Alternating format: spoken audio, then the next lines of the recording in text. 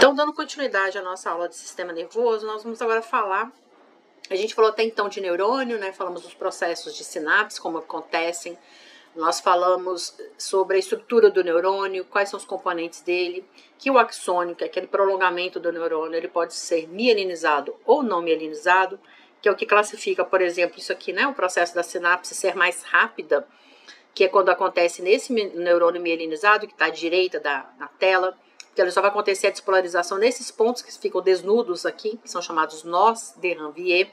E quando o neurônio é amielínico, ou seja, não tem mielina, toda a membrana, de todo o tamanho, né, que seja o axônio, ela tem que ser despolarizada ponto a ponto. E aqui a gente chama de despolarização saltatória, que salta de um nó para outro nó, tá? Então, por isso vai ser mais rápido, né?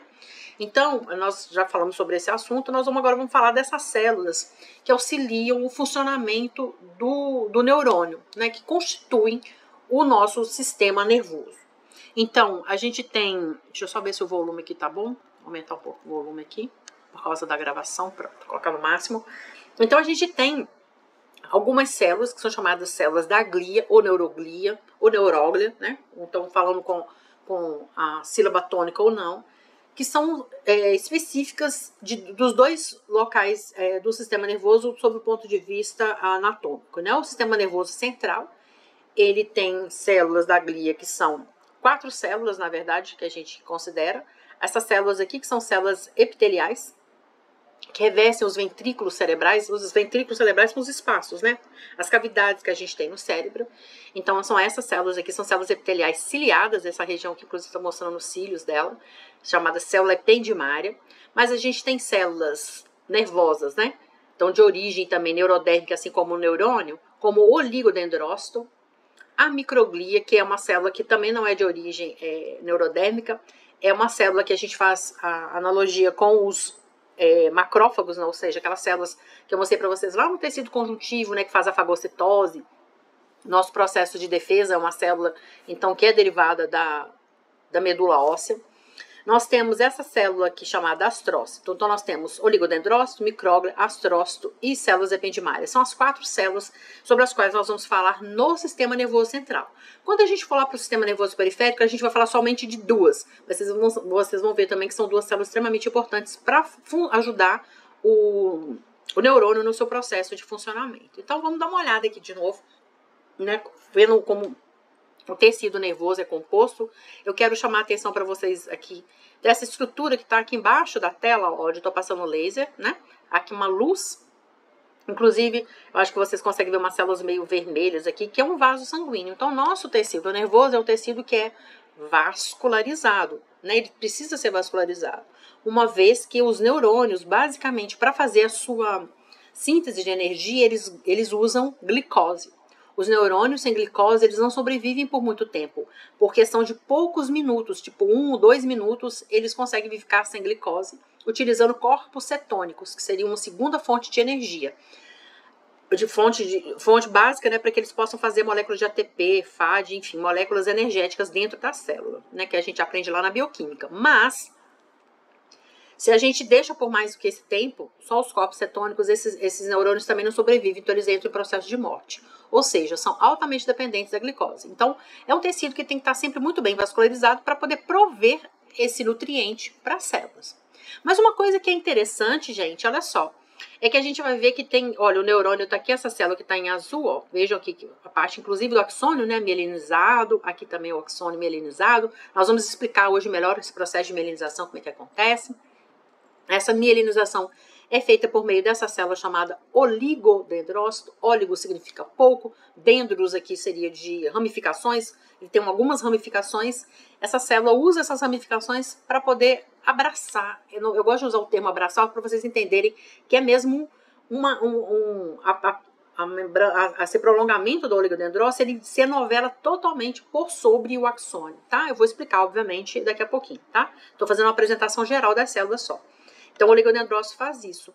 Mas essa célula, como eu estava falando, da nutrição, o neurônio, vocês vão ver que ele não está em contato direto com o vaso sanguíneo. Então, como é que ele se nutre?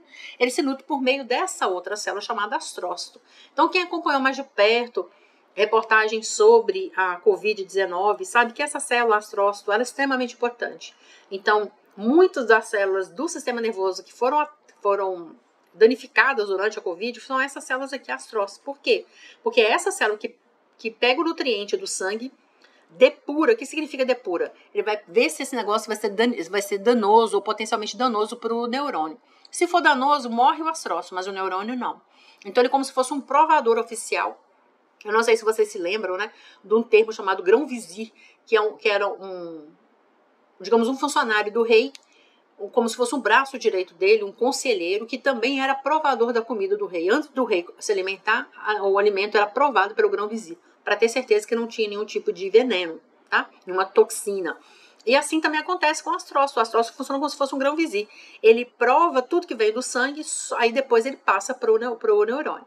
Mas nada chega de nutrição para o neurônio sem passar primeiro pelo astrócito, tá? Então o neurônio não tem essa capacidade sozinho de se nutrir. Ele se nutre por meio da ação do astrócito. Então, a gente vai ver uma célula, então, nutre o neurônio, o oligodendrócito enovela alguns axônios para que essa resposta possa ser mais rápida, e os oligodendrócitos que não estão representados aqui nessa imagem são aquelas células, a micróglia, a célula que está faltando aqui, o micróglia e as células ependimárias, né?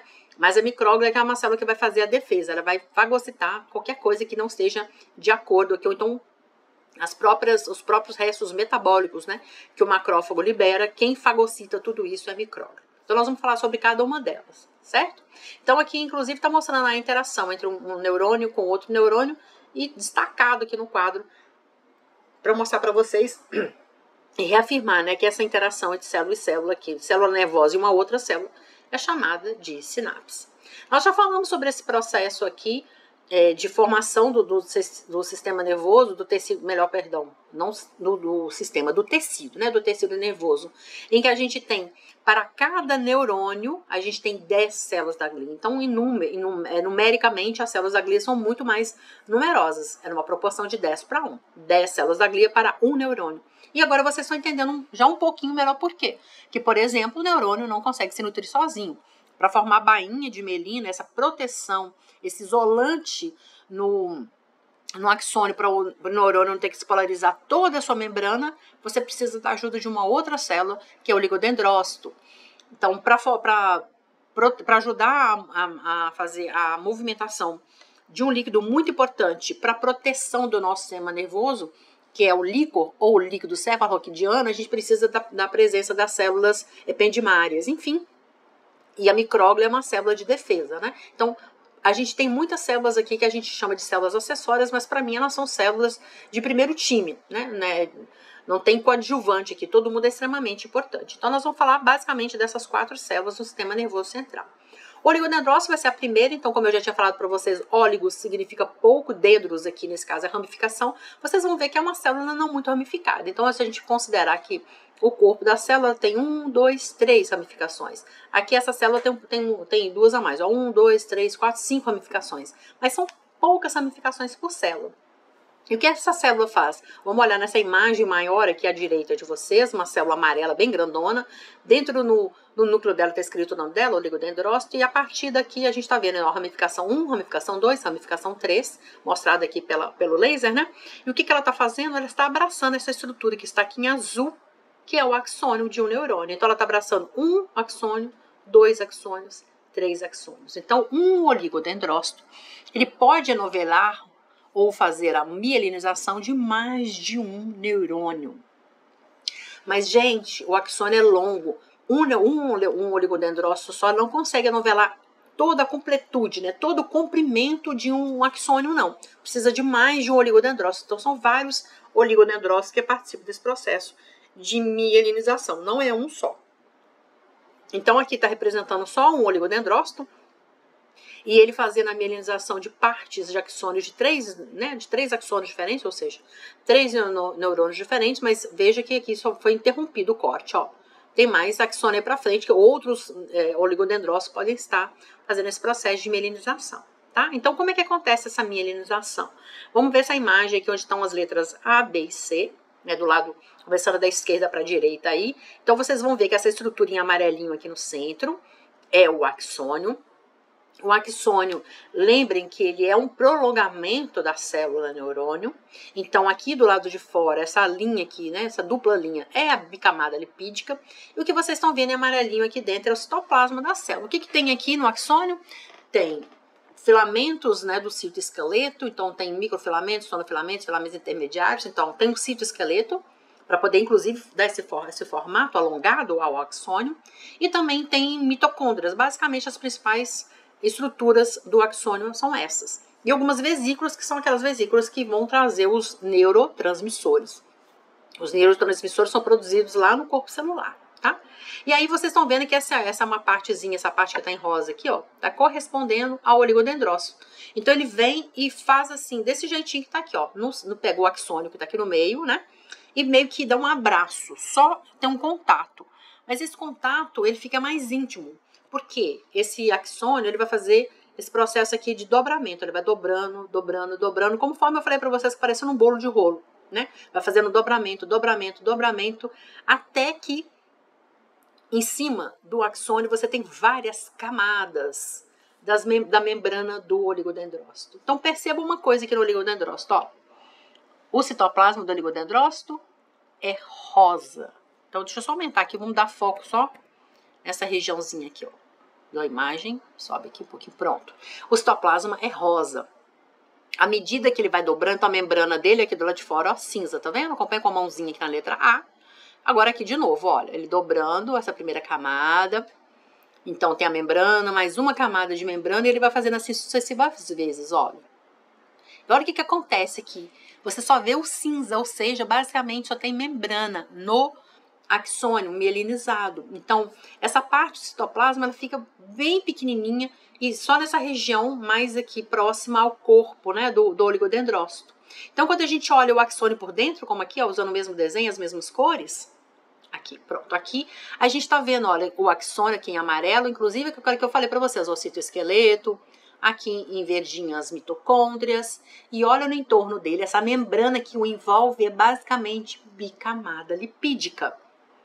Então, quando a gente vai ver isso aqui na microscopia óptica, para aqueles que vierem na aula de sábado, então vão ver isso com muita perfeição, no entorno, né, do axônio a gente vai ver um halo branco, uma imagem que a gente chama de imagem negativa.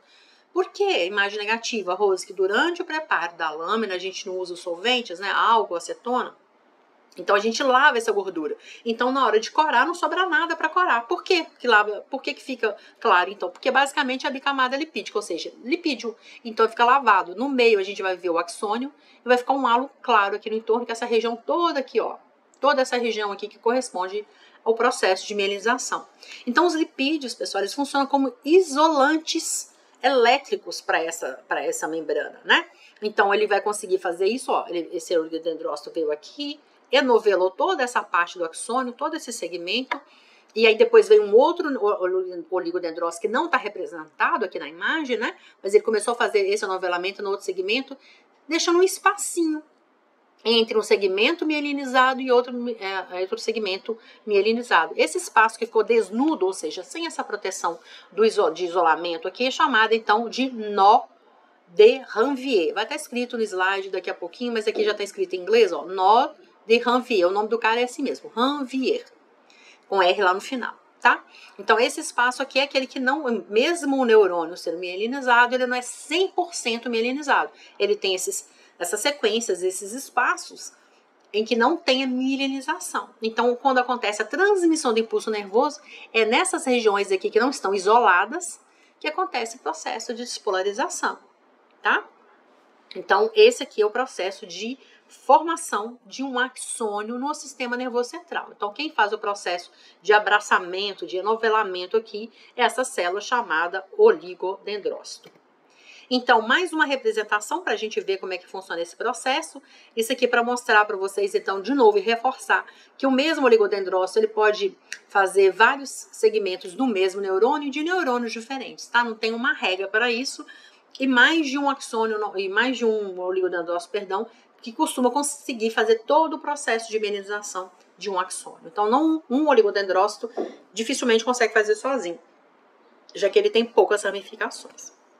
Então, uma vez que o neurônio está assim, ó, mielinizado, a transmissão do impulso nervoso, lembra que sempre vai acontecer. A sinapse pode acontecer diretamente no dendrito, diretamente no corpo celular ou aqui diretamente no axônio.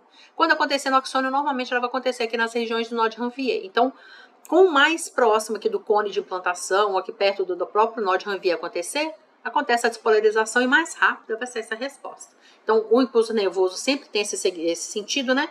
Dendritos aos botões terminais aqui do axônio. E aí, quando chegar aqui embaixo, veja que está cheio de vesículas aqui dentro, ele vai liberar essa constituição toda que tem. Não esqueçam, aqui, essa região toda, o axônio aqui no centro, né? Que nesse caso a cor já é diferente, uma cor amarronzada, mas o desenho aqui mostrando no entorno, né? Que é a mielinização toda representada aqui de azul. Não esquecendo que basicamente o que está envolvendo aqui, ó, o citoplasma fica fora, né? No oligodendrócito, olha como é que o oligodendrócito fica aqui, ó. Aqui fica o axônio. E essa região que está aqui em contato diretamente com o axônio, basicamente é só a sua bicamada lipídica. Não fica basicamente quantidade nenhuma de citoplasma aqui dentro. Isso garante que essa estrutura ela é basicamente formada pela bicamada lipídica. Então, por isso é isolante, tá? É uma estrutura isolante. Além desse oligodendrócito que faz esse processo de isolamento elétrico para os neurônios, lembrando que nem todo neurônio é mielinizado, nós já falamos sobre esse processo, né? Alguns neurônios não precisam ter uma resposta tão rápida, então eles não são mielinizados. Então a gente tem no sistema nervoso central, no sistema nervoso periférico, nós vamos falar com algumas particularidades distintas. Nós, além dos oligodendrócitos, temos essas células chamadas de astrócitos, as quais eu já introduzi para vocês. Né? São células no formato mais estrelado, então vejam aqui, ó, botei o asterisco aqui em azul, essa célula aqui, ó, que eu marquei. Olha como ela é mais cheia de ramificações, que é o oligodendrócito, por exemplo, né? E é uma célula que vocês sempre vão encontrar próxima aos capilares sanguíneos, ou seja, aos vasos sanguíneos. Por quê? Porque eles são as células que vão capturar os nutrientes do sangue e aí, a partir daqui, olha só, essa fumacinha verde aqui, porque ele está transmitindo isso, esses nutrientes que ele capturou aqui do vaso sanguíneo para o neurônio, tá? Então, é uma célula que tem essa função primária, que é de fazer a nutrição do neurônio. Vejam que aqui a gente está vendo aqui essa partezinha em vermelho, onde eu estou passando o laser, é a membrana basal, né, do capilar. Capilar vocês não vão ver em estrutura, mas o capilar é um vaso sanguíneo, o menor vaso sanguíneo que a gente tem. Então, é formado, aqui está representando errado, tá? No máximo são 2 células, não 3 células. Então, imagina uma linha, uma célula do lado da outra, ou somente uma célula, e ela se dobra para formar um diâmetro. Então, quando ela se dobra aqui, ela forma esse diâmetro aqui. Então, é um capilarzinho pequeno, é a dobra de uma célula sobre ela mesma para poder formar o buraquinho, né, a luz, o diâmetro onde vai passar o sangue. Então, cabe basicamente uma célula por vez. As células passam aqui em fila indiana, né? E como é um tecido epitelial, ele precisa de um tecido conjuntivo de sustentação, nesse caso, uma lâmina basal.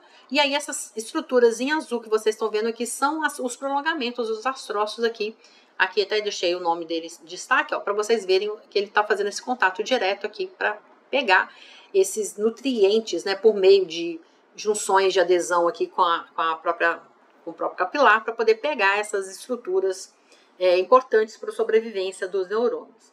Então, tem um texto um pouco maior aqui para vocês, contando o que os astrócitos fazem, incluindo o fato de eles, inclusive, auxiliarem no processo de recuperação do excesso de neurotransmissores lá na fenda sináptica.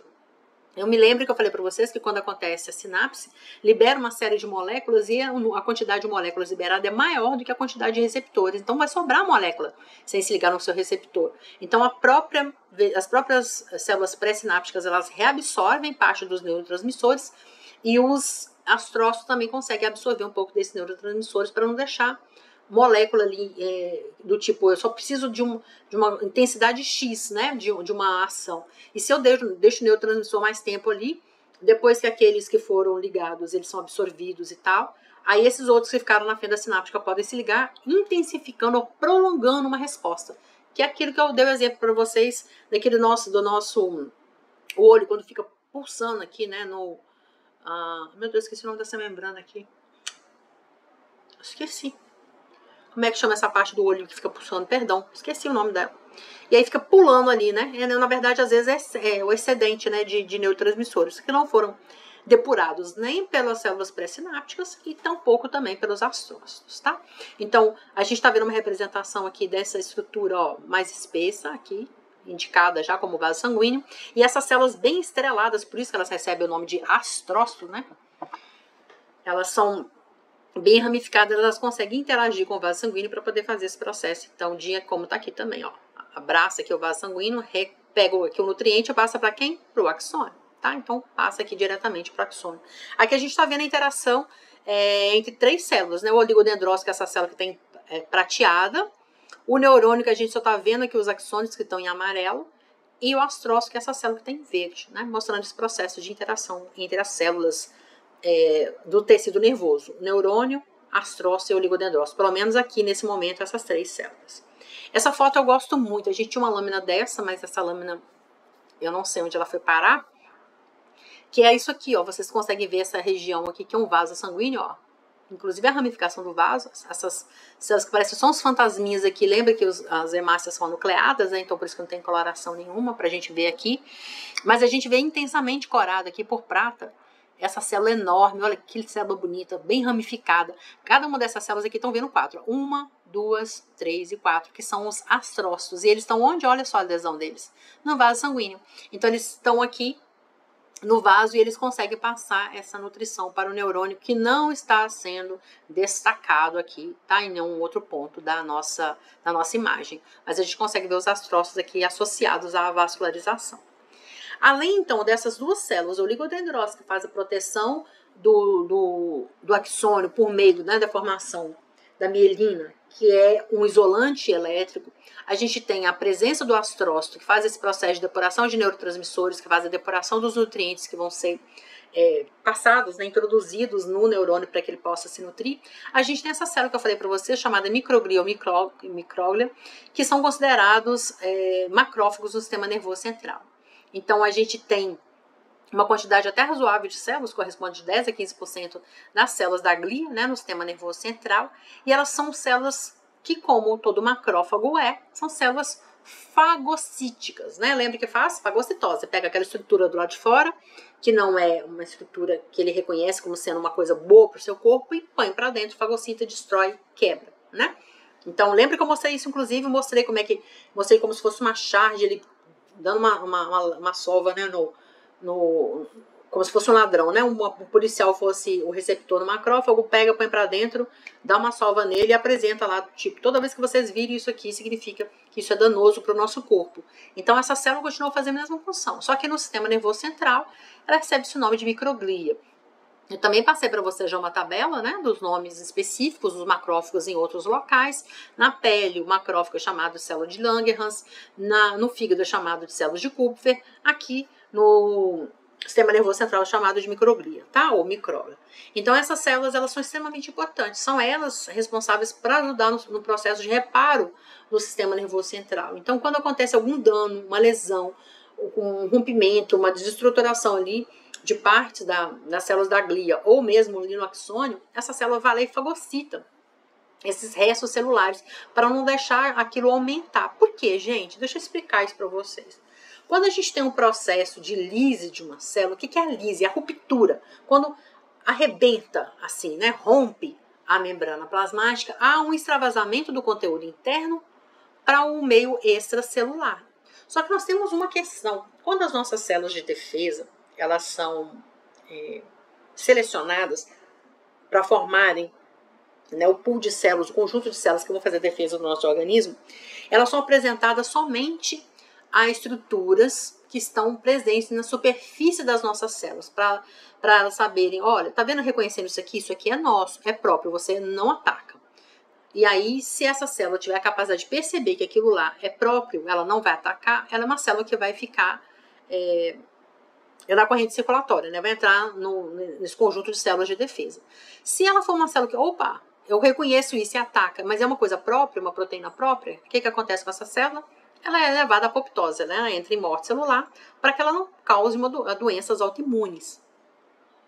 Porém, quando a gente tem um dano nas nossas células, e aí a ruptura, né, do que está dentro vai para fora, libera o conteúdo intracelular, as células de defesa encontram proteínas que são lá de dentro do nosso citoplasma, e só que elas nunca foram apresentadas para ela. Então elas entendem que aquilo lá é algo estranho. E se elas tiverem afinidade por essa proteína, então elas atacam, fazem um processo inflamatório. Esse tipo de morte que acontece de célula, quando acontece a lise da célula, é chamado de necrose. Então ela sempre vai fazer um processo inflamatório acontecer. No sistema nervoso central, isso é muito prejudicial. Por quê? Porque a única célula de defesa que a gente tem é a micróglia. E envolvendo todo o sistema inflamatório, o sistema nervoso, a gente tem uma estrutura vascular que é chamada barreira hematoencefálica. Então aqui, ó, os nossos vasos sanguíneos, eles são blindados para não deixar a célula sair daqui de dentro e vir para fora. Que quando tem um processo inflamatório, em qualquer outro local do seu organismo, esses vasos menores, como os capilares, eles ficam mais permeáveis, né? As células se afastam um pouquinho das outras aqui. Lembra que aqui tem o epitélio, né? Que faz esse recobrimento. Elas se afastam e as células que estão aqui conseguem passar nesse espaço e vir aqui para fora e pum, tem uma bactéria que mata. Isso é importante. Mas no nosso sistema nervoso central, essa junção entre as células é tão forte que a gente chama de barreira. Barreira hematoencefálica. Então a barreira do sangue hemato lá acontecendo no seu encéfalo, que é o seu sistema nervoso central. Então não deixa as células ficarem saindo aqui de dentro e virem para cá. Isso te protege de muita coisa, mas também te limita muito no processo de controle de patógenos que podem conseguir entrar no seu tecido nervoso. Então se eles entram no seu tecido nervoso, lá no sistema nervoso central, essas células de defesa não conseguem sair daqui, porque você tem uma barreira natural que te impede isso. Então a única célula que vai ficar aqui e que pode fazer a sua defesa é a micróglia. Então a sua defesa ela é mais lenta, né, do que quando você considera fora do seu sistema nervoso central, que no seu sistema nervoso periférico, por exemplo, não tem essa barreira. Então, as células de defesa saem do sangue, vêm para cá e ajudam logo a fagocitar todo o resto necrótico que tiver. Por que, gente, é importante tirar o resto necrótico? Todo mundo aqui já teve uma ferida, ou já viu alguém que teve, né, uma ferida. E quando a gente tem feridas, o que acontece? A gente tem que limpar essa ferida. E por que é tão necessário limpar a ferida? Ai, Rose, dói. Tem aquela crostinha que acabou de fazer aquela casquinha e a pessoa já fica logo feliz. Ai, graças a Deus, fez uma crostinha. E aí vem o profissional lá da enfermagem e vai, limpa, tira aquela crosta. E você fala, ai meu Deus, mas vou começar tudo de novo? Por quê? Porque a gente tem que permitir a troca de oxigênio do meio com o tecido lesionado. O oxigênio faz muita diferença no processo de cura. Outra coisa, quando a gente está matando essas células e elas começam a jogar esse resto de células para fora, não é uma célula só que morre, né? Normalmente são várias. Você vai gerando ali, liberando de dentro das suas células, de dentro das suas reservas celulares, radicais livres. Aí vocês sabem que dentro das nossas células a gente produz radicais livres, né? Especialmente nas mitocôndrias, por exemplo. Tem enzimas líticas lá no retículo plasmático. Retículo plasmático não, gente, credo, que eu nos lisossomos. Então essas enzimas líticas, elas são liberadas também e começam a fazer sua função. Se uma enzima é uma peptidase, ou seja, ela tem afinidade por proteínas, ela vai começar a quebrar tudo que é proteína que ela encontrar. Se é uma lipase, ela começa a degradar lipídios. Se é uma endonuclease, ela começa a degradar ácidos nucleicos. Ou seja, cada uma vai procurar o seu alvo, vai interagir com a molécula com a qual tem afinidade. E aí, se ela saiu de dentro de uma célula, ela entrou num ambiente ali, num tecido saudável, o primeiro local que elas vão interagir é com as membranas saudáveis. Então as peptidases vão lá naquelas proteínas da camada lipídica, as lipases vão fazer a mesma coisa, danificando aquela célula. Aquela célula, a bactéria não tinha entrado em contato com ela. Aquela célula não tinha sido danificada quando você passou a lâmina e cortou seu dedo, mas ela vai ser danificada agora por causa desses restos que foram liberados pelas células que foram danificadas. Então a gente chama isso de dano indireto, né? Tá acumulando dano só. Então, quanto mais você limpa, tira esse tecido necrótico, mais rápido o seu sistema de defesa e seu próprio tecido começa a fazer o reparo do tecido, ou seja, reconstituir esse tecido. Se a gente permite que muito tempo fique esses radicais livres, espécies reativos de oxigênio, enzimas ali livres, mais tecido é danificado. Por isso que é importante a gente sempre limpar as feridas, né? E aí, a micróglia é a única célula que faz isso no nosso sistema nervoso central. Por isso que as lesões que acontecem no sistema nervoso central, elas costumam ser mais graves que fora do sistema nervoso central. Porque elas são mais demoradas para serem corrigidas. Quando no sistema nervoso periférico, além da micróglia, você vai ter a participação de macrófagos, células dendríticas, de linfócitos T, linfócitos B e todas as suas de subdivisões. Então, você vai ter muita célula que pode ajudar nesse processo de controle de uma lesão, tá? Então, as micróglias são extremamente importantes no sistema nervoso central. Aqui uma maior representação, então a gente vai comentando o número de complexidade. A gente está vendo essa célula em azul aqui, que é o neurônio, né? Então, o neurônio tendo contato aqui com o oligodendrócito fazendo o processo de novelamento, então fazendo aqui a bainha de mielina.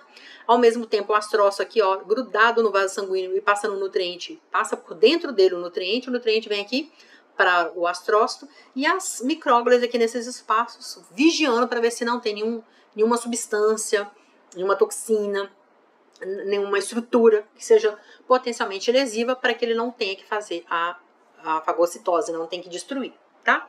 Então, além dessas 3 células, a gente tem ainda as células ependimárias, como eu falei para vocês, são as células mais diferentonas, porque são células epiteliais, elas estão ali recobrindo essas cavidades que a gente tem dentro do nosso cérebro, que são chamados de ventrículos, né? E também ela reveste o canal da medula, o canal medular, e a gente vai ver as células ependimárias bem bonitas no nosso corte de medula. A gente tem um corte de medula bem legal, para vocês verem na aula prática, presencial. E a gente vai ver essas células ependimárias. No meio dessas células, por isso, inclusive, elas são ciliadas aqui, ó, os cílios dela aqui embaixo, ó, tá vendo? Na superfície apical. Por que eu sei que tá na superfície apical? Porque aqui do outro lado tá tendo contato com o tecido nervoso e tecido conjuntivo, né? Então, a superfície apical é oposta ao domínio basal. Então, aqui tem os cílios, né? E quando o líquido passa aqui, o líquido cefaloarquidiano, ou simplesmente a gente chama de líquor, né? Passa aqui, os cílios, eles se movimentam sempre na mesma direção, e ajudam esse líquido a passear, por assim dizer, por todas essas regiões aqui do nosso sistema nervoso central. O líquor, ele não, já adianta, a gente vai falar dele mais à frente, mas ele não é para nutrição, ele é um agente de proteção, tá? Então, quando a gente bate a cabeça aqui, a gente tem vários mecanismos, né, de proteção para esse tecido frágil, que é o tecido nervoso. Um deles é como se fosse um amortecimento, esse líquido aqui dentro, para poder manter a estrutura do cérebro, porque está preenchido ali dentro por líquido, tá? Então, auxilia nesse processo aqui de amortecimento de algum baque, né, de um choque mecânico. Então, essas células aqui, a carinha delas, né, são células mais altas, são células mais pavimentosas e são ciliadas, é um epitélio simples e pavimentoso. Esse aqui é um corte da medula, o formato aqui normalmente na letra H, ou tem gente que prefere falar que parece mais uma asa de borboleta. Eu digo que depende da região da medula que se você corta, aqui na região cervical, na torácica, na lombar ou mais na região sacral. Esse desenho aqui varia, tá? Eu vou falar sobre isso lá na aula prática. Aqui dentro a substância cinzenta, aqui do lado de fora a substância branca, né? Então, ou seja, aqui tem muito mais corpos celulares de neurônio, substância cinzenta. Substância branca significa que tem predominantemente os prolongamentos, né, dos neurônios aqui, então os axônios nessa região aqui, e ambos os locais, células da glia. Quando a gente pega esse buraquinho aqui, esse espacinho, que é por onde passa o líquor, a gente vai ver isso aqui, ó. Um conjunto de células ciliadas que fazem esse processo aqui de revestimento desse canal. Chama canal central ou canal ependimário. O ependimário em homenagem ao nome das células, tá? Então essa basicamente é a função delas, elas simplesmente fazem movimentação de cílios, não interfere na função celular do tecido nervoso, mas ela auxilia na sua funcionalidade no sentido de proteção, porque ela está ali, né, auxiliando esse processo de movimentação do líquor. Aí a gente sai agora do sistema nervoso central e a gente vai para o sistema nervoso periférico. Então, agora aqui do seu cérebro, a gente caminhou em direção à medula, que está aqui bem no meio das suas vértebras, e daqui vão saindo prolongamentos, essas estruturas que vão sair daqui agora, a gente vai chamar de nervos, né? E de gânglios são os nomes que a gente vai dar para essas estruturas fora do sistema nervoso central. E elas aqui vão inervar os nossos tecidos. Vamos ver como é que elas são, né? A primeira coisa, pessoal, no sistema nervoso periférico a gente também vai ter neurônios e a gente também vai ter células da glia. Só que aqui, ao invés daquelas 4 células que são específicas, aquelas 4 células da glia, né? São específicas do sistema nervoso central, nós temos outros dois tipos de células aqui no sistema nervoso periférico. Somente 2. Uma delas é a célula de Schwann. A célula de Schwann, ela faz a mesma função dos oligodendrócitos. O que os oligodendrócitos fazem? Fazem aquele novelamento, ó, bainha de mielina, tá? Mas ele faz um pouquinho mais que isso e eu já vou contar para vocês. E a outra célula chamada célula satélite, que também tem uma função legal.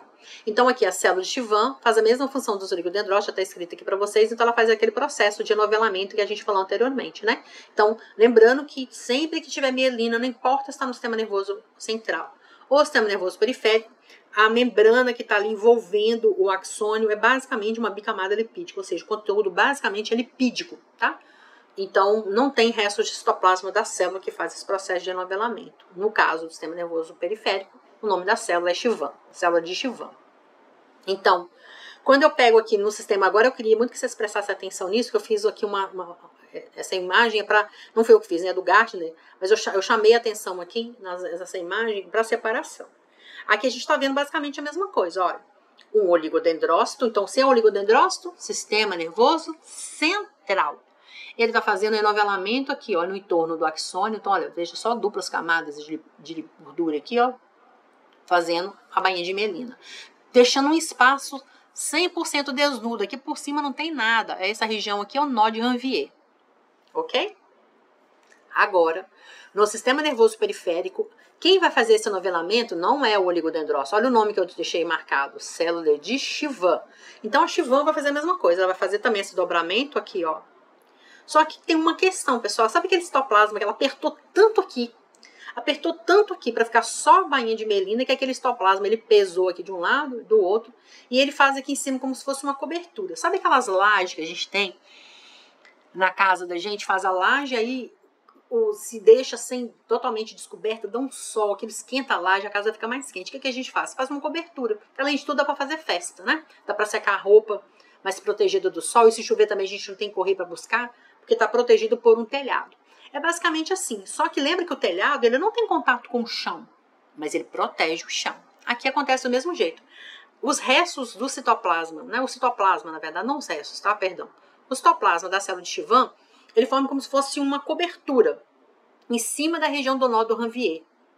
Aqui também é chamado de nó de Ranvier. Só que essa cobertura aqui, ela protege o nó de Ranvier. Ó. Aqui não tem nada em cima, olha. Olha essa imagem de cima, não tem nada. A de baixo tem essa projeção aqui do citoplasma, mas ele não tem contato físico com o nó de Ranvier. É só essa cobertura lá em cima. Ele cobre, mas não tem contato físico, não interage igual a bainha de mielina faz, não, tá? Então, diferentemente do sistema nervoso central, cujo nó de Ranvier é 100% desnudo, não tem cobertura, não tem enovelamento, não tem nada. Então, a membrana aqui do axônio é 100% exposta. No sistema nervoso periférico, ele é protegido. Protegido na parte superior dele aqui. Então, não é contato direto aqui com o nó de Ranvier. Não é contato na membrana do axônio, né? Mas a gente tem essa projeção aqui da célula de Schwann que faz essa proteção. Essa região aqui a gente chama de lanterna de Smith-Lanterman, que esse citoplasma que faz essa projeção aqui em cima. No próximo slide, acho que está escrito isso aqui, tá? Lanterna de... tá escrito aqui em cima, ó. Tem lugar que chama lanterna e tem lugar que chama incisura, tá? Incisura de Smith-Lanterman, tá aqui. Então, essa projeção aqui do citoplasma aqui por cima. Mas, de novo, gente, não tem contato físico. Então, o processo de polarização acontece do mesmo jeito, somente de nó e nó, tá? Do mesmo jeito, aquela mesma informação que a gente falou para o sistema nervoso central, para o periférico, funciona do mesmo jeito. Vai despolarizar? Vai. Só nos nós de Ranvier, se esse neurônio for mielinizado. Então, oi. E o nome continua sendo o mesmo, nó de Ranvier? Isso, continua sendo o nó de Ranvier, tá? Essa região aqui é a mesma coisa, continua sendo o nó de Ranvier, tá? Tanto é que a seta, olha, tá vendo? Tá nó de Ranvier pra cá e ainda puxei outra aqui pra baixo, pra você ver que aqui também é nó de Ranvier. Aqui ficou curta, né? Mas é nó de Ranvier aqui também, tá bom? Então, aqui a gente tá vendo um corte em microscopia eletrônica. Essa estrutura toda que vocês estão vendo aqui dentro, cheio de, como se fosse, deixa eu aumentar aqui um pouquinho, pra ver se fica melhor pra vocês verem, ó. Então, aqui a gente tá vendo mitocôndria, tá até escrito MIT aqui, ó. E essas moléculas, essas estruturas menorzinhas aqui são pedaços, né, de proteínas do citoesqueleto, porque a gente está falando do axônio. Lembra que eu comecei a aula, inclusive, falando do axônio?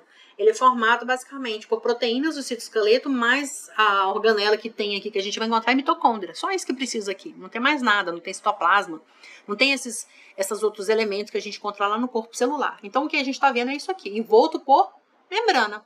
toda célula tem uma bicamada lipídica. Então, a gente está vendo aqui o axônio, a bicamada lipídica dele aqui, onde a mãozinha, vocês estão vendo a mãozinha aqui, gente, ó, aqui em cima, ó, mostrando as duas camadas aqui. E aí, em cima desse axônio, vem aquelas dobras lá da célula de Schwann. Por que agora eu estou chamando de célula de Schwann? Porque esse corte estava mostrando um axônio no sistema nervoso periférico. Se está no sistema nervoso periférico, quem faz a mielina, então, é a célula de Schwann. Então, ele vai fazendo essa dobra aqui, e para a gente ter certeza que realmente não tem esquício, né, de citoplasma, ele fez essa microscopia eletrônica. Então, a gente vê só a bicamada lipídica, como é que ela lá em cima do axônio, a gente está vendo aqui embaixo, ó, camadas e mais camadas de bicamada lipídica, tá? Então, não tem restos de citoplasma aqui nessa região, por isso que como eu já falei, vou reforçar, falando de novo, funciona como isolante, né? Porque só tem gordura aqui, então ela não faz essa transmissão, só gordura não, né? Tem proteínas também, mas prioritariamente gorduras, então ela funciona como isolante elétrico aqui, tá?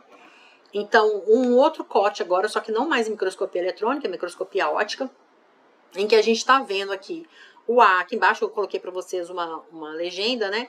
O A representando o axônio, o nó de Ranvier, que eu botei NR aqui, nessa região, então vocês estão vendo aqui um corte transversal. Lembra aquele corte transversal? É como se, lembra que a gente pega o pão e corta aqui, né? Ele deixa ele deitado na sua mesa e corta ele aqui na porção que ele é mais larguinho. Agora vira ele pro seu lado e fica aquela parte arredondada. Esse é o corte transversal. E esse aqui é o corte longitudinal, é como você pegasse ele no maior eixo, então põe um pão em pé e corta ele na metade, assim. Então, aquela parte maior, é assim que a gente está vendo aqui, ó, tá?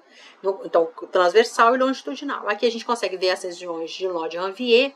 E como é sistema nervoso periférico, em cima do nó de Ranvier, às vezes a gente vê essa projeção aqui, que é a lanterna ou incisura de Smith-Lantermann, tá? Então, a gente consegue ver aqui uma certa proteção. Por vezes, a gente consegue ver essa proteção aqui, ó. Esse SL aqui, que é a incisura de Smith-Lantermann, tá? Então, protegendo a região ali do nó de Ranvier. Então, a gente está vendo aqui essa região central, que ficou branquinha. Por que a gente não vê núcleo aqui, Rose? Porque o núcleo fica no corpo celular do neurônio, né? Então, a gente está vendo aqui um corte de axônio.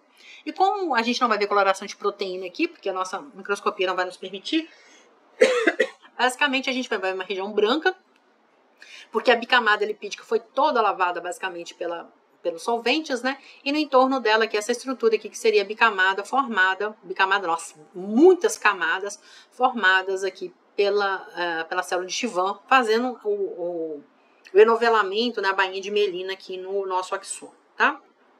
Então, além dessa célula que faz essa proteção, a gente tem, então, que é a célula de Schwann, a gente tem uma outra célula, que é chamada célula satélite.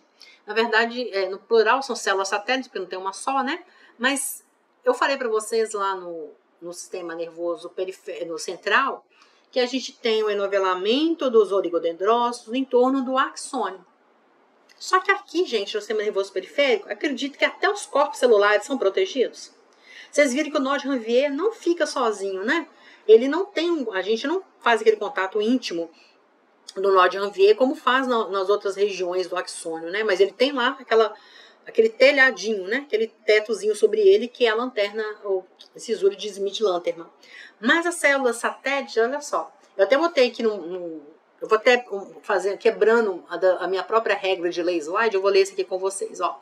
Os corpos celulares de neurônio, que é essa célula aqui que está em rosa, né? Célula rosa na figura, dos gânglios são circundadas por uma camada de pequenas células cúbicas, que tem função análoga à célula de Schwann, exceto que ela não vai produzir mielina. O que significa isso? Então, essa célula grandona que vocês estão vendo aqui, ó, esse é o neurônio, o corpo celular do neurônio. Eu estou vendo o núcleo aqui. Então, aqui é o corpo celular do neurônio, eu estou vendo o núcleo aqui.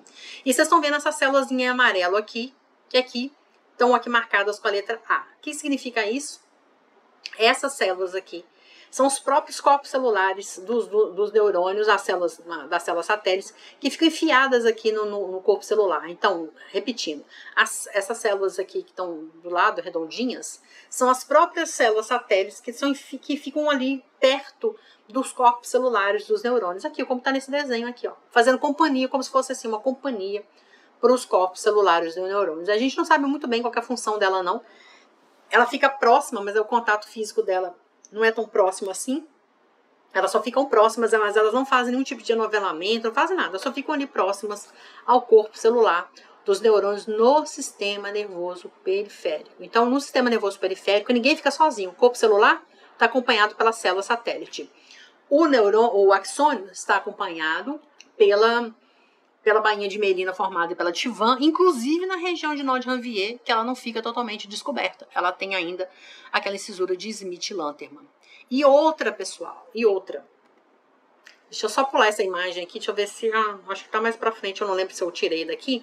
Que mesmo os neurônios amielínicos no sistema nervoso periférico, eles são acompanhados pela célula Tivan. A célula Tivan não vai fazer... Deixa eu mostrar aqui como é que acontece. Ó. Deixa eu voltar rapidinho aqui. Pronto. A célula Tivan vai fazer isso aqui. Esse aqui é o axônio. Ele não vai mielinizar, ele não vai abraçar. Mas ele fica aqui no entorno dele. Ele faz assim, essa proteção. É como se você chegasse perto de uma criança que está aprendendo a andar e ficasse só com as mãos aqui fazendo uma barreira perto dela, mas sem encostar na criança, para ela sentir que ela pode andar, mas se ela titubear, você está segurando ali do lado, tá? Então é como se fosse isso. O axônio não fica 100% desprotegido no sistema nervoso periférico. Se ele não tiver 100% anovelado, como está aqui, ó, formando as bainhas de mielina, pelo menos ele tem essa região de A que a célula Tivan faz esse abraçamento no axônio. Então, até o neurônio amielínico no sistema nervoso periférico, ele nunca está sozinho. Eu acho impressionante como é que o sistema nervoso periférico se difere assim do sistema nervoso central, né? Essas imagens aqui estão mostrando para vocês as células satélites. A gente não tem essas imagens, a gente não tem lâminas dessas aqui para mostrar para vocês, mas a gente mostra essa célula enorme, né, que é o corpo celular do neurônio, e do lado dela essas células menores aqui, que são as células satélites, do tipo, estou aqui te acompanhando, amigo, estou aqui próximo de você, tá? Então, de novo, aqui um gânglio aqui de cachorro, aqui não é, mas essa imagem eu fiz questão até de colocar aqui que é cão, para poder já ficar claro, né, que não é um corte, né, de humano ou de outro roedor, ou de um roedor, já que a gente usa muito roedores, né? Além do humano, a gente usa como mamífero. Outra espécie que a gente usa muito são os roedores, né? De camundongos ou de ratos. Mas um outro mamífero, né? Que é o cachorro, a gente tem aqui também, ó. Aqui a seta verdinha mostrando, inclusive, os corpúsculos de Nils. O núcleo não está mostrando, mas os corpúsculos de Nils. Lembrando que o corpúsculo de Nils fica lá no corpo celular do neurônio, né? E a seta amarela mostrando que essas células que estão periféricas aqui, que são as células satélites. Por isso que é chamada célula satélite. É tipo a Lua em relação à Terra, né? Tá próxima. Aqui, tipo, meio que protegendo também e guiando, tá? Então, resumidamente, aquelas 4 células lá do sistema nervoso central e essas duas do periférico fazem o quê? Dão suporte físico para os neurônios, fazem o isolamento dos corpos celulares. Lembra dos corpos celulares? Agora a gente acabou de fazer a célula satélite, né? E dos seus prolongamentos, que são os axônios, reparo da lesão neuronal por meio da micróbio. Eu vou ter um slide mais específico de reparo de lesão, que é o final dessa aula. Depuração de neurotransmissores, aqui especialmente falando dos astrócitos lá no sistema nervoso central. E troca metabólica também, que é a função de astrócitos, né, entre o sistema vascular e os neurônios no sistema nervoso. Então, uma outra questão que a gente precisa deixar claro para a gente aqui, embora a gente só esteja estudando tecido nervoso, eu preferi aumentar um pouquinho a informação aqui para vocês, porque são palavras que a gente usa muito, são terminologias extremamente utilizadas quando a gente vai falar de sistema nervoso, tá? Então, às vezes é difícil dissociar o que é tecido nervoso e o que é sistema nervoso. Então, por exemplo, eu falei para vocês, usando aquele exemplo do lápis, um lápis é uma fibrila, um grupinho de lápis de 5 forma uma fibra, e vários conjuntinhos de 5 lápis, ou seja, várias fibras juntas formam um feixe. Aqui a gente pode fazer uma analogia bem próxima. Vamos começar do menor aqui, ó. Do menor para essa estrutura maior. Veja aqui que é um axônio, que está aqui em azul, enovelado no sistema nervoso periférico. Lembra que eu botei um slide, sistema nervoso periférico. A gente só está falando de sistema nervoso periférico por agora, tá? Então, o sistema nervoso periférico, então envolvido aqui um axônio, na célula fazendo a mielinização aqui pela célula de Tivan, e ele vai fazer essa proteção aqui no entorno de um axônio. Então, esse axônio aqui, quando a gente junta um conjuntinho desses aqui de axônios, a gente fala que ele não fica sozinho, né? Para ele não, se você soltar, vai cair todo mundo. Você junta um grupinho desses axônios e passa um tecido conjuntivo. Esse tecido conjuntivo aqui é chamado de endoneuro. É uma cápsula de tecido conjuntivo que envolve alguns axônios. Quando a gente pega vários grupinhos desses aqui, ó, então pegou esse grupo e mais o outro aqui, a gente passa mais junto, pega esse conjunto para esse conjunto também não se soltar, é como se você pegasse varetas, né, e soltasse. Pega aquele conjuntinho, passa mais um tecido conjuntivo e chama isso de perineuro. E para formar um nervo inteiro, a gente pega vários conjuntos, então, forma uma estrutura muito mais robusta, como essa aqui, ó, formada por várias regiões com perineuro, e faz um enovelamento final também de tecido conjuntivo que a gente chama de epineuro. Endoneuro pega alguns axônios. O perineuro pega um conjunto desses e o epineuro vários conjuntos desse mediano, né, de diâmetro um pouco mais avantajado do que quando só tem endoneuro. Quando a gente forma tudo isso junto, gente, a gente tem um nervo. Então, olha assim, se você fosse cortar aqui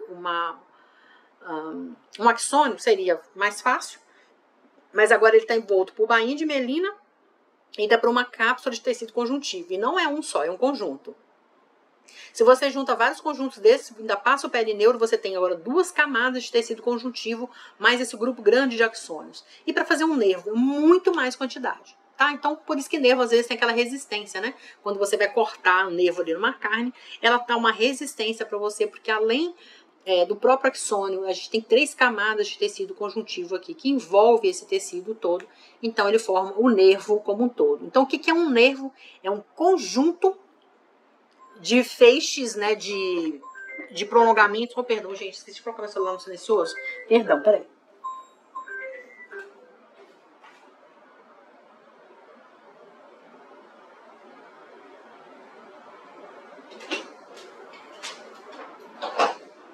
Peço desculpas, pessoal, desculpa mesmo. Eu sempre coloco ele não perturbar e eu esqueci de colocar não perturbar, tá? Retomando aqui, o nervo, então, é um conjunto de feixes de axônios, então é um conjunto de prolongamentos de neurônio fora do sistema nervoso central.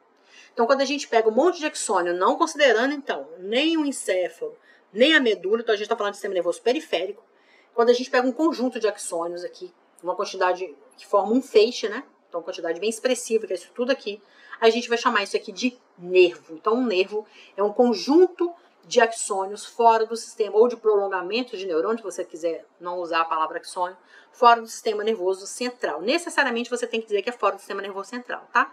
Porque a gente pode ter conjuntos de axônios também no sistema nervoso central. Então, a gente tem esses nervos, né, esse processo de inervação, então um conjunto de axônios que estão levando informação a determinadas glândulas ou células, recebendo de lá informações também. Né? Então essa troca acontece daqueles nervos que são os sensitivos, ou seja, recebem o sinal, conduzem para o sistema nervoso central e trazem informação depois pelos nervos motores. Igual a gente tem os nomes dos neurônios sensitivos e neurônios motores. Para o nervo também a gente pode usar essa mesma terminologia, tá? Então ele recebe o estímulo e devolve o estímulo, tá? Então aqui tem um corte bem bonito para a gente ver, ó. A gente tem aqui alguns axônios, essas pontinhas cor de rosa bem no centro aqui. A bainha de melina, toda essa região branca, lembra que eu falei imagem negativa, já que a gente perde toda essa gordura na preparação. Cada fibra dessa envolta pelo endoneuro, um conjunto de endoneuros envolto pelo epineuro, e depois a gente pelo perineuro, perdão. Depois a gente está envolvendo o nervo como todo aqui, que é o epineuro, essa região aqui de fora, tá? Então, fazendo o nervo, essa região bem complexa aqui, que é né, com bastante representação de axônios. Ó, só contar aqui, quer dizer, eu não vou perder esse tempo com vocês, nem vocês vão fazer isso, né? Mas para ver que cada nervo é formado por muitos neurônios, pessoal, muitos prolongamentos de neurônios, tá? Então, é isso que está escrito aqui, o conceito de nervo. E aí tem outro conceito importante. Se os axônios juntos, muitos deles, formam o que a gente chama de nervo, o que acontece com os corpos celulares? Se eles também estão ali próximos. Então, um conjunto de corpos celulares que não esteja no sistema nervoso central é chamado de gânglio. Então, aglomerado de corpos de neurônio, corpos celulares de neurônio, faltou a palavra celulares aqui, no sistema nervoso periférico. Então, a gente chama isso aqui de gânglio, tá? É uma pena que a gente não tenha a histologia de órgãos, né? Que eu ia mostrar isso para vocês, mas de qualquer forma eu consigo mostrar isso na nossa aula prática presencial. Vou tentar mostrar também na gravação que eu fizer para o pessoal que não vai poder vir, para mostrar esses, né, neurônios e gânglios aqui principalmente no intestino. É fácil de mostrar isso, para mostrar esse processo de inervação aí, tá? E reforçando essa questão das fibras mielínicas e amielínicas, eu já falei, mas eu vou repetir aqui para vocês. No sistema nervoso periférico, as fibras mielínicas, então, são mielinizadas, como acontece no sistema nervoso central, com esse processo todo aqui de novelamento pelas células de Chivan. E lembrar que as fibras amielínicas, eu comentei isso no slide anterior, não mostrei, né? As fibras amielínicas, mesmo elas, são abraçadas pelas células de Chivan. Elas não sofrem o processo de mielinização, ou seja, essas dobras aqui todas, mas elas são ao menos... lembra que o abraçado que eu falei para vocês, daquela criança, né? Que a gente bota só a mão aqui no entorno, mas não encosta fisicamente? Pronto, aqui também é assim. Então, essas fibras amielínicas, a Chivan tá ali do lado, mas não tem contato físico, tá? Mas, de qualquer forma, protege também as fibras amielínicas. E o nosso sistema, vamos voltar agora, né? Mudar um pouquinho para o sistema nervoso central, para a gente falar de uma coisa muito importante. Como é que a gente protege esse tecido, né? Todo mundo já viu um cérebro na vida, um cérebro de um animal, já viu foto de cérebro humano na televisão, enfim.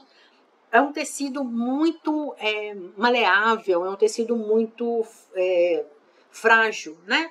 Então, ele é um tecido que tem que ser muito bem protegido. Então, pensa só de fora para dentro, né? Esse exemplo que está aqui, ó. De fora para dentro, a gente tem a pele, isso sem contar o cabelo, né? Porque quem tem cabelo ainda tem um cabelo que protege. Então, tem o cabelo, depois tem essa pele. Embaixo da pele, você tem aquela membrana que reveste externamente os ossos, que é chamada de periósteo. Depois tem um osso. E depois tem um endócio, que não está representado aqui. E abaixo disso, você tem 3 camadas de tecido conjuntivo, que nós damos o nome em conjunto dessas 3 camadas de meninges, tá? Essas 3 meninges são chamadas de dura mater, que é a mais externa, aracnoide, que é a mediana, e a pia mater, que é a única delas que tem contato direto com o tecido nervoso. Então, a gente está vendo aqui, ó, do cabelo, a pele, cada uma camada dessa, o osso, e aí começam essas camadas. A dura mater é a mais vascularizada de todas elas. Lembra que é tecido conjuntivo, as 3 são vascularizadas, mas a única que tem inervação é a dura mater. Então, quando a gente sente aquela dor de cabeça que está bem, parece que está colando lá no cérebro, essa a gente está sentindo lá na dura mater. As outras 2 meninges não têm inervação, tá? O que é importante é que, além dessa proteção, a gente também tem a proteção, então, do próprio osso, né, do crânio, das meninges, e lembra que eu falei para vocês do líquido cefalo-raquidiano também. O líquido também cerebro-espinhal, chamado dessa forma, ou líquor, né? Tem 3 nomes para falar da mesma coisa, né? E não se esqueçam da nossa barreira hematoencefálica, que protege a gente para não deixar que toxinas que estão andando no seu corpo entrem nesse tecido que é fundamental para a sua sobrevivência e manutenção da sua homeostase, que é o tecido nervoso. Então, tem aqui, gente, essas informações que eu falei da dura mater para vocês, do fato de ela ser a única que é inervada. Então, eu não vou ler isso aqui para vocês, é um texto, né? Eu me recuso a falar assim, de texto desse jeito para vocês, mas tá lá bem explicadinho o que é cada uma, mostrando que é o tecido conjuntivo, é isso que está escrito lá, tá? Coisas que eu já falei mesmo aí para vocês. Eu coloquei esse slide aqui como uma curiosidade, para quando a gente pensa em termos de anestesia, né, que quando a gente fala, vou tomar uma epidural, a epidural é quando a gente considera que o local onde vai entrar esse anestésico, ele está entre a coluna e o crânio. Então, passou do osso, que é a coluna ou crânio, né? Ou entre a coluna e o crânio, perdão. Entre a coluna ou o crânio, que a gente está considerando se aqui na cabeça ou na medula, né? Então, está considerando se é aqui em cima, na região do crânio, ou embaixo na medula. E a dura mater. Então, é entre o tecido, esse aqui, muitas, né? Entre o osso, bone, que é o osso, tá? E a dura mater. É nesse espaço aqui entre o osso e a primeira meninge, a mais externa, que a gente toma a epidural. Por isso que chama epi, porque tá acima, né? Acima da dura mater, tá? Quando é subdural, ela está abaixo dessa dura mater. Quem que está abaixo da dura mater? Também a aracnoide. Então, é entre a dura mater e a aracnoide. E ainda tem entre a aracnoide e a pia mater, que é no espaço que a gente chama subaracnoide também, que é que também é um espaço para anestesia. Um dos que eu acho mais difíceis de fazer, porque isso aqui, gente, é muito treinamento do anestesista, né? Ele não está enxergando, ele vai sentir resistência. Ele vai sentir, pum, passei 1, passei 2, passei 3. Enfim, para ser anestesista tem que ter uma mão com uma firmeza e uma sensibilidade ao mesmo tempo muito grande para poder alcançar esses espaços. Lembrando que esse espaço que eu estou falando aqui não é só que, né, se fosse aplicação direta na cabeça, mas normalmente a gente faz essas aplicações aqui, né, usando a coluna vertebral, tá?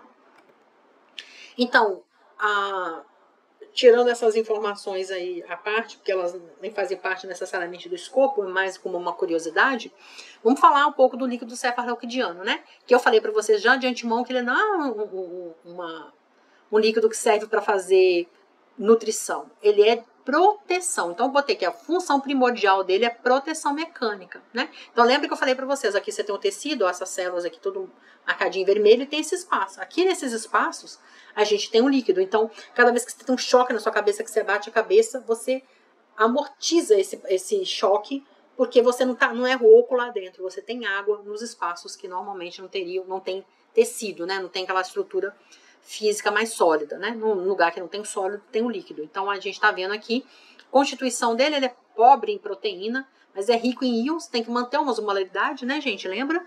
A gente faz aqui transmissão de impulso nervoso, então não pode ficar variando aqui a quantidade de sódio e potássio, porque isso aqui poderia fazer despolarizações sem necessidade no seu tecido nervoso. Então, o controle iônico no tecido nervoso, ele tem que ser muito, muito, muito rigoroso, né? E 90% água. Então, por isso aqui mesmo, você já vê que não pode ser um fluido que é nutricional, não tem nada para proteger de nutrição aí. Basicamente é água, com eletrólitos e uma pequena quantidade de proteínas, tá? Quem faz a produção desse fluido são os plexos coroides, são essas estruturas aqui que vocês estão vendo, ó. Então é o tecido epitelial que a gente tem revestindo os ventrículos, as paredes, né, dos ventrículos, que também, lembrando que a gente tem aqui próximo, junto a essas células aqui, aquelas células que a gente chamou de células ependimárias, tá? Então, além do líquido cefalorraquidiano, do nosso crânio, das meninges, a gente ainda tem, para finalizar, a barreira hematoencefálica. A barreira hematoencefálica, eu já comentei algumas coisas com vocês, mas eu vou comentar mais, porque a barreira hematoencefálica é extremamente importante. Gente, a barreira hematoencefálica, ela é basicamente o que a gente está falando disso aqui, olha. Olha esse desenho, olha para mim, por favor, onde eu estou mostrando aqui na imagem que está na direita de vocês. Essas células que eu estou passando aqui o laser, ó, desenhando junto com vocês, são células epiteliais.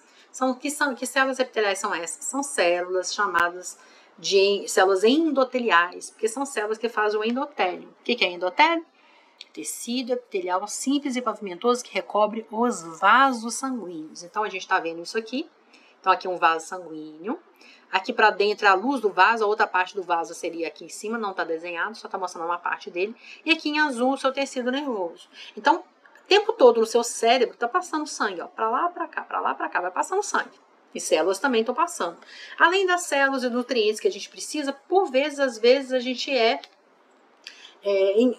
tem contato com substâncias que não são próprias para o nosso corpo e causam lesões em outros órgãos, né? Mas a gente, para não fazer com que essa lesão também chegue ao nosso sistema nervoso central, a gente tem essa barreira hematoencefálica que é muito rígida e não permite o extravasamento de muitas substâncias aqui para o tecido, não. Por que essa barreira é muito rígida? Ela é formada principalmente... tirei esse slide daqui. Ela é formada principalmente por junções, estão aqui, mas estão escritas aqui do lado, mas está em inglês, eu peço desculpas. Junções de adesão. Lembra que a gente falou das células epiteliais, né, das especializações da membrana lateral? Então, essas junções aqui fazem as células ficarem bem ligadas umas nas outras, como desmossomos, como junções de adesão, como junções de oclusão. Então, todas essas adesões aqui só que é uma quantidade maior ainda. Então, as células são muito grudadinhas umas nas outras. Então, essas células de defesa que se quiserem tentar entrar aqui, elas não conseguem porque tem essa barreira, né?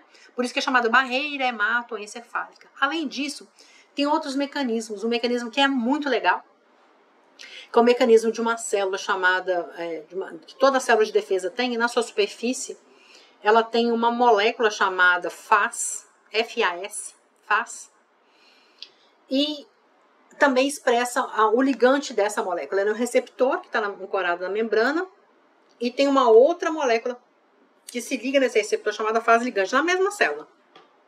Então, aqui do lado tem um FAS, aqui do lado o fase ligante. E essa célula tem o FAS e tem o fase ligante. E essas células aqui do endotélio vascular, elas só têm o faz ligante. Então, elas não têm a molécula chamada FAS. E por que eu estou falando esse processo para vocês? Vocês não precisam guardar isso para a prova, não. Só estou dando informações a mais, porque eu adoro esse processo aqui de barreira hematoencefálica.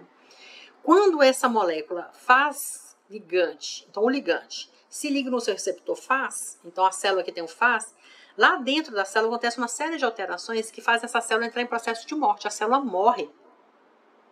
Então, quando a gente tem um processo inflamatório, aí fica aquele monte de célula, né? A célula sai do sangue, imagine que aqui não seja tecido nervoso, tá? A célula sai daqui do sangue, vem pro tecido, mata a bactéria, mata o vírus, o protozoário, o fungo, seja o que for, ou simplesmente você só se cortou com uma lâmina, então eles vão ficar procurando aqui um patógeno, não vão achar, vão fagocitar os restos das células mortas e aí ok. O que essas células vão ficar fazendo aqui agora, gente? Porque se a gente encher de célula aqui, de defesa? Não. Essas células vão morrer. Algumas células ficam células de memória, e uma maior quantidade delas morrem. E morrem por vários mecanismos, né? Tem moléculas que são liberadas e estimulam essas células a entrar em apoptose, elas morrem por apoptose, então a morte que não causa o processo inflamatório e tal. E a outras células é porque uma que tem um Fas ligante interage com a outra que tem Fas, quando o Fas ligante liga no Fas, aquela célula que tem Fas morre.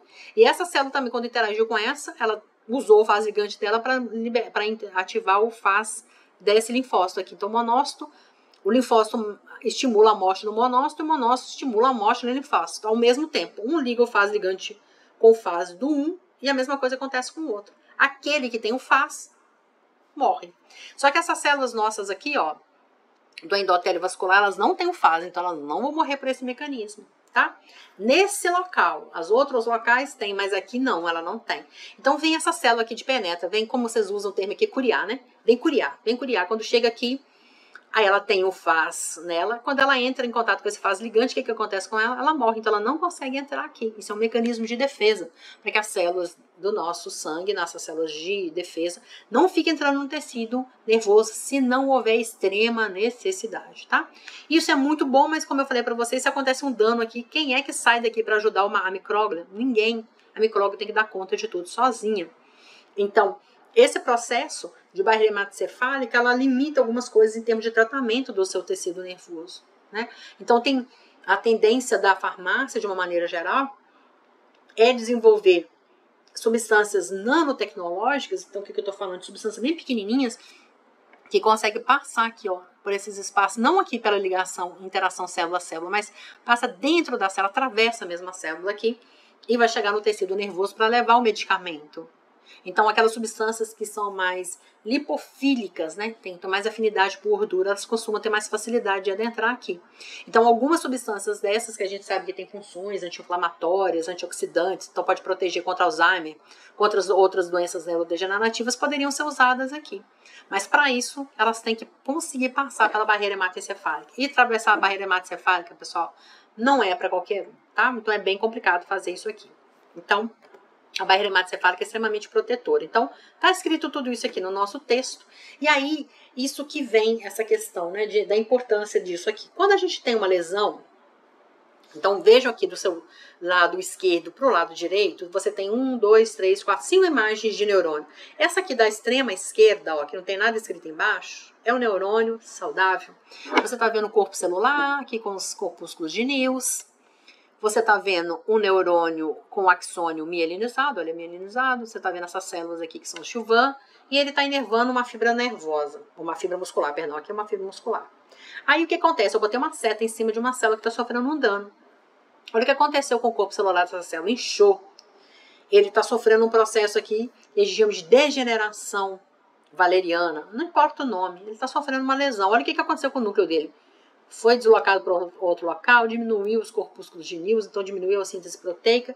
Isso tudo aconteceu em resposta a essa lesão que teve aqui, tá? Que rompeu o axônio. E aí, quem que vai proteger agora? Quem vai tentar fazer esse axônio voltar ao normal? As próprias células oligodendrócitos agora, eles começam a fazer esse processo aqui de abraçamento dessa fibra nervosa para ter mais proteção. Mas olha só o número de oligodendrócitos que a gente tinha aqui. Pequeno, né? Olha quanto que a gente tem aqui, maior. Então, normalmente, quando acontece esse processo, que a gente está usando mais oligodendrócitos, o que aumenta aqui, gente? Nós de Ranvier. Então, se antes, vou dar um número esdrúxulo aqui, você só tinha 3 nós de Ranvier para despolarizar, para passar a informação, agora você tem 5. Então, a mensagem agora vai um pouco mais retardada, ela vai mais devagar. Mas ainda tá bom, porque você está conseguindo dar essa resposta, tá? Porém, tem momentos que essa lesão é de tamanho grau que isso aqui não acontece. Mesmo formando mais nó de Ranvier e tal, não consegue. Então, você não consegue juntar as duas partes, né, que ficaram rompidas, ó. E aí você tem esse processo aqui, que é a formação de uma quebra mesmo da interação dos axônios. Então, essa mensagem chega aqui e ela não tem para onde ir. É quando você faz, por exemplo, uma amputação. Cortou uma parte do axônio, o resto, que é aquela que chega no músculo, olha, cadê? Veja o tamanho do músculo aqui, ó. Agora olha aqui como é que tá pequenininho. Por quê? Não tá recebendo inervação. Ele não tá recebendo estímulo para se movimentar, então ele vai só definhando, tá? Vai só diminuindo, hipotrofiando, que é o nome correto, né? Diminuindo o volume dele, tá?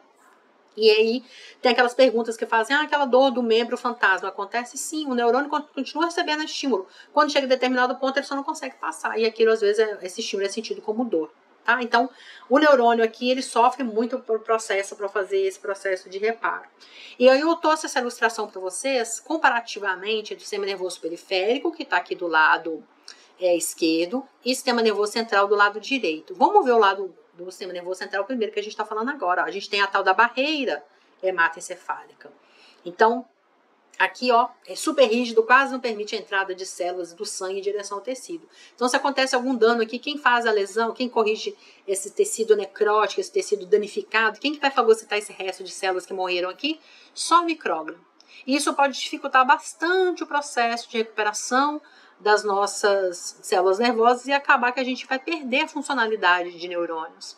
Ao passo que quando acontece esse dano aqui no sistema nervoso periférico, os vasos sanguíneos ficam permeáveis, eles permitem a passagem de células, então a célula sai daqui do leito vascular, ó, barreira normal, ela entra, é só chamada de hematoneural, ela não tem uma proteção aditiva, né?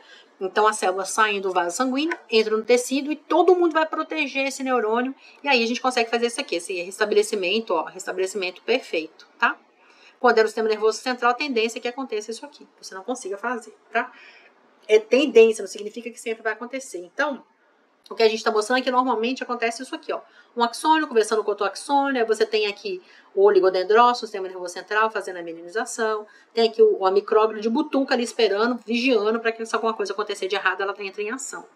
Se você consegue fazer esse processo aqui, acontece uma lesão, né? Aconteceu essa lesão aqui, ó, damage aqui é dano, né? Aconteceu aqui nesse neurônio.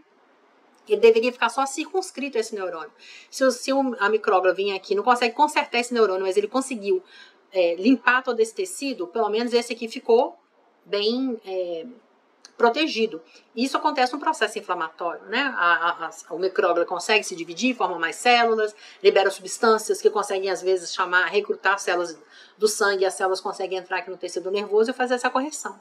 Mas se a gente não tem processo inflamatório, sem inflamação, esses restos de tecido aqui, de danos, né? Porque eu falei para vocês, as enzimas, os radicais livres, espécie ativa de oxigênio, além de danificar esse neurônio, danifica esse, então fazendo com que o dano seja muito maior. Então, às vezes, ter um processo inflamatório é muito importante. Na verdade, para quando a gente tem lesão, pessoal, o processo inflamatório é fundamental. No sistema nervoso central, a gente tem que ter um controle enorme do processo inflamatório, por causa dessa questão aqui, principalmente, da gente só ter um grupo de células muito específicas para fazer a proteção do nosso tecido nervoso. Vejam essa imagem aqui, ó. Síndrome de Guillain-Barré. Veja o que está acontecendo, ó. A síndrome de Guillain-Barré, ela acontece como uma resposta que pode ser uma doença autoimune, mas também na Covid-19 aconteceu bastante isso, né? Ele estimulou muito que acontecesse isso. Então foi lá destruir uma pequena partezinha, ó, do axônio, tá vendo? E aí o que acontece depois? Vem agora para repor mais dois segmentos para poder fazer aquele local que só tinha um nó de Ranvier, agora tem 3. Isso está acontecendo, essa animação ela para, né? Só fica mostrando num lugar, mas veja, depois acontece com esse, depois com esse. Então é aquilo que eu comentei com vocês. Você aumenta a quantidade de internós, você aumenta a quantidade de nós de Ranvier. Quanto mais nó de Ranvier você tem, mais lento é o processo de condução do impulso nervoso.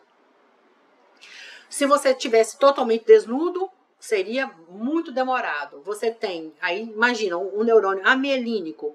Quem que seria mais rápido a resposta, tá? Eu vou colocar 3 opções para vocês. O neurônio totalmente amielínico, o neurônio mielinizado com 3 nós de Ranvier e o neurônio mielinizado com 10 nós de Ranvier. Então, quem é mais rápido, pessoal? Pode abrir o microfone para responder, por favor, quem quiser responder. 3 nós de Javier. E quem que é o segundo? Elisângela, né? Que tá falando? Isso. Quem que é o segundo agora, então, Elisângela? Quem tem 3 nós de Janvier consegue ser o primeiro, né? Porque tem menos local para despolarizar. E quem que é o segundo? Mais rápido. Quem quer ganhar a medalha de prata? Eita, essa eu fiquei na dúvida. Eu acredito que seja uma mielinizado. Ainda continua sendo mielinizado, porque só tem que fazer a despolarização onde tem os nós de Ranvier. E lá no mielínico tem que fazer todo o axônio inteirinho, todo o axônio, né? Não tem nenhum local protegido. Ele tem que despolarizar ponto por ponto, todo local que tiver um canal. Tem que fazer a abertura do canal de sódio, de potássio, para poder fazer a despolarização. O amielínico sempre perde, tá?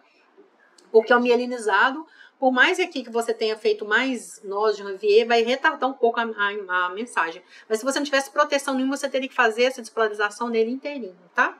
Então, isso também é importante, você ter energia suficiente, mas você também ter essa questão da proteção com a presença dos nós de Ranvier, tá? Vocês têm alguma pergunta, gente? Conseguiram acompanhar aqui a aula? Deixa eu ver quem está presente, né? Só conversei hoje com a Elisângela, basicamente. Eu acho que o Ronaldo também falei. Pronto, o Ronaldo ainda está aqui. A Maria e Rosenberg. Vocês têm alguma pergunta para fazer? Críticas ou sugestões? Eu só no lugar que eu quanto mais novo, mais saltatório fica. Isso. Quanto mais nós de Ranvier, mais saltatório, né? Mais saltos ele tem que fazer, porque cada nó de Ranvier tem que ser despolarizado. Significa que vai fazer... Se você considerar, vamos supor, vamos dar números esdrúxulos aqui, só para facilitar. Você tem um axônio de 1 metro de comprimento. E aí vamos fazer esse mesmo exemplo que eu falei agora, que a Elisângela respondeu. Você tem um axônio de 1 metro, e esse neurônio, esse axônio de 1 metro é totalmente desmielinizado. Esse mesmo axônio agora, de 1 metro, o mesmo tamanho, ele tem 20 nós de Ranvier. E um outro tem 40 nós de Ranvier. Então, o que tem 20 nós de Ranvier tem menos regiões para despolarizar. O que tem 40 vai ser o segundo, e o que tem o axônio inteiro vai demorar muito mais. Porque vai ser todo o trajeto dele que tem que despolarizar. Uma outra coisa que você tem que levar em consideração é, eu tenho, por exemplo, vamos pegar esses dois, então, que eu botei de 1 metro, mas um com 20 e o outro com 20, os dois com a mesma quantidade de nó de Ranvier. Só que uma célula dessa tem uma cruzinha, uma quantidade X lá, tem 50 moléculas de ATP. E o outro só tem 20 moléculas de ATP. Quem vai ser mais rápido para despolarizar? Quem tem mais ATP, porque tem mais energia para fazer a abertura dos canais, que são voltagem independentes. Mas depois, para botar esse potássio para fora, eu gasto energia para isso. Então, tem que ter energia também na célula, tá? Não é só considerar a presença dos nós de Ranvier. Então, se você tiver numa disputa ali entre quantidades iguais de nó de Ranvier, é isso mesmo, de nó de Ranvier, você vai para finalizar ali o desempate. Então, todo mundo estava igual até agora, mesmo comprimento de axônio, mesmo número de nó de Ranvier, mas aí esbarra nessa questão da energia, precisa de energia. A célula que tiver mais energia vai conseguir fazer isso primeiro. Ficou claro isso? Emanuel, né? Quanto mais nós, né, mais essa saltadora, digamos assim. Uhum. E no caso aí, quem tem 20 comparando, quem tem 20 e 40, no caso aí, tem 20 vai ficar rápido. Sim, porque tem menos. Isso, vai ter menos áreas para despolarizar. Isso até um pouco, até pensar, porque quem quer ter a 20, 40, além de aumentando, de forma ou aritmétrica, né, ou geométrica, vai tendendo a não ter mais, que aí se aproxima da estrutura que é a mineralização. Isso, exatamente. E aí que é essa questão que você viu aí do Guillain-Barré, que foi uma consequência, uma das sequelas, né, que a gente trouxe da Covid-19, é que as pessoas ficaram, digamos, o raciocínio ficou um pouco mais lento, as pessoas têm mais perda de memória, tem uma dificuldade de fazer algumas questões cognitivas e motoras mesmo, então alguns movimentos tiveram que ser trabalhados na fisioterapia para voltar. Pois é, isso é para todo mundo, gente, não. Isso não é idade, não. Eu tenho um aluno aqui de 20... Quantos anos que ele tem, meu Deus? Agora acho que ele tá com 21. Ele tem 21 anos. E ele ficou com anosmia permanente. O que é anosmia? A perda da sensibilidade para odores. Ele não consegue sentir cheiro. Olha que coisa mais chata. Ele não sente o cheiro de um bolo, de um café, do perfume da namorada. É horrível. Ele não tem mais percepção odorífera, assim, sabe? Deve ser horrível a sensação para ele. E um menino de 20 anos. Então, assim, quando ele teve Covid, ele estava mais novo. Então, é horrível. Algumas sequelas, elas podem... Tudo bem, mas você consegue viver, né, muito bem e tal. Mas tem algumas sequelas. E eu botei essa questão da Guillain-Barré com Covid, mas Guillain-Barré não está relacionado só com Covid. E outras doenças também autoimunes fazem isso, né? Esse aumento no números aí de Noge-Ranvier. Isso vai trazendo sequelas, não é simplesmente um neurônio. Se você começa a fazer isso progressivamente, porque uma doença não vai atacar um neurônio só, isso vai trazendo complicações e sequelas que são mais sistêmicas, né? Então, só aquele raciocínio fica mais lento, você fala, cara, como é que eu sabia? Eu sabia disso. Fica aquela palavra na ponta da língua, cai no chão, né, a bendita palavra, e você não acha, não consegue falar. Aqueles brancos temporários. Isso tudo está muito relacionado com isso também. Que a gente começou, e a gente não pode deixar o cérebro parar. Você tem que treinar, por isso que cresceu muito na área da neuropsicologia, aqueles tratamentos que são chamados de TCC, treinamento cognitivo comportamental. Porque você começa a tentar criar, lembra que eu falei isso na aula passada, de criar novas conexões, de fazer a tal da plasticidade neuronal, de fazer, neurônio, você está aí à toa, vamos fazer comunicação aqui, vamos fazer sinapse, quem sabe você consegue recuperar algum sinal daqueles que eu perdi. Então, essas questões, sabe? Não se deixar levar, às vezes, se abater, tentar novos caminhos para poder aprender, para poder, como eu falei para vocês, tentar novas atitudes daquelas que sejam as mais corriqueiras. Como eu falei, dei um exemplo muito simples do meu dia a dia, né? Que é um caminho, que eu tenho 3 caminhos possíveis para o universo, tem um que é mais rápido. Mas o dia que eu posso, eu faço um pouco mais longo, ou outro mais longo ainda, que é para poder meu cérebro ficar mais ativo, né? E tal. E aquela questão que eu falei, eu acho que não lembro mais com quem foi, se foi o Nicolas que perguntou. Então, mas eu só tenho um caminho para ir, o que eu faço? Então muda outras coisas. Se você tem um hábito de limpar a sua casa de um jeito, limpa do outro, que foi o exemplo que eu dei para ele no dia. Se você tem outro caminho para ir para a padaria, para academia, mude. Né? Então, questões assim, se você sempre desce de elevador, tenta descer de escada, questões dessas que a gente pode tentar treinar nosso cérebro, fazer esses jogos...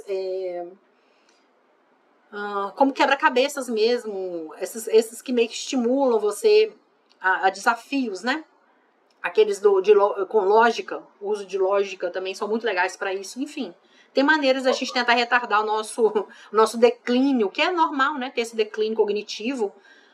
Mas quanto mais a gente trabalha o nosso cérebro, o nosso corpo, o nosso músculo de uma maneira geral, eu lembro que eu comentei isso com vocês também, né? Atividade física, isso tudo retarda a perda desse tecido, tá? Mais alguma pergunta? Então lembre-se, gente, a prova prática vai ser no dia 27, hoje é dia 15, faltam 8 dias ainda. Então olhem lá as aulas práticas, vejam lá as nossas imagens, vejam lá no Storage Guide, eu botei lá, eu fiz a aula com vocês, a maior parte das vezes eu usei o material do Storage Guide para poder fazer essa apresentação das imagens lá. Qualquer dúvida que vocês tenham, recorram aos tutores e a mim. Não tenho tirado dúvidas de vocês do jeito que eu esperava tirar, então deixe vocês. Eu sei que todo mundo tem uma série de coisas para fazer, tá? Eu também.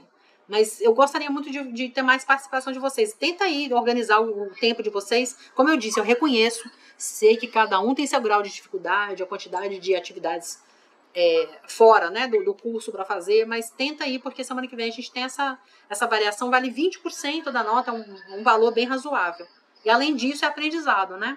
Professora, vai ser o microscópio, qual é o outro assunto? As partes do microscópio e tudo que é de tecido. Todos os tecidos que a gente viu até agora. Uhum. Tá bom? Oi? A próxima prática vai ser agora, vai ter sábado uma prática? Sim, sábado agora, no dia 20, a gente tem um encontro aqui no Polo de Petrolina, naquele mesmo laboratório de quem veio de outra vez, que não veio. É o laboratório de parasitologia médica no prédio de laboratórios aqui no campus sede. E a gente vai avaliar agora os tecidos o tecido muscular liso, né? O estriado esquelético e cardíaco. A gente vai ver esses 3 tecidos e o tecido nervoso. Então a gente tem bastante tempo para ver bastante coisa. Quem quiser tirar dúvida, gente, eu queria ver de novo cartilagem, queria ver de novo osso, posso ver? Claro que pode ver, a gente vai estar aí para isso. São 4 horas destinadas a isso, né? É de 8 às 12. É de 8 às 12. Se a gente usar todo o tempo, beleza. Se vocês terminarem antes, ok. Mas eu vou estar lá disponível para tirar, para dar essa aula especificamente, mas vou aproveitar para aqueles que tiverem interesse de tirar a dúvida também daquilo que já foi dado, tá bom? Tá bom, eu tenho interesse. Ótimo. Você bem-vindo, obrigada. Ô, professora, Oi, só Elisângela. para ressaltar, a avaliação prática vai ser da aula às 5, né? Sim, sim. Deixa eu só fechar aqui que eu parei.